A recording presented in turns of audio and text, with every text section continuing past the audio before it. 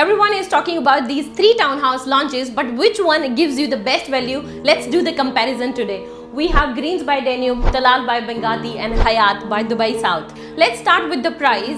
We have average price for Greens and Talal, it's around 4.5 million, and for Hayat by Dubai South it's slightly higher, which is 4.6 million. But when it comes to the size, it's little interesting. We have average built up size which is around 2,900 square feet, and when we talk about the average plot size which is 1,550.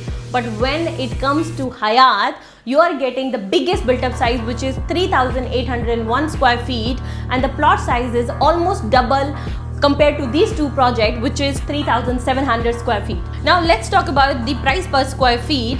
So Greens and Talal, we have average like 1,550 per square feet, whereas Hayat is 1,184 square feet. That means it's the lowest price per square feet of townhouse gated community in Dubai right now. Now let's look at the payment plan. So for Greens and Talal, we have same payment plan, 60% during construction, 40% on handover. When we look at the Hayat, it's only 40% during construction, 30% on handover and 30% post handover for 2 years. And if we talk about handover, Talal and Hayat, it's Q1 2029 and Greens is Q4 2029. Now location, Greens and Talal, it's next to Academic City, close to Silicon Oasis, and Hayat is in Dubai South, which is one of the fastest growing area in Dubai right now.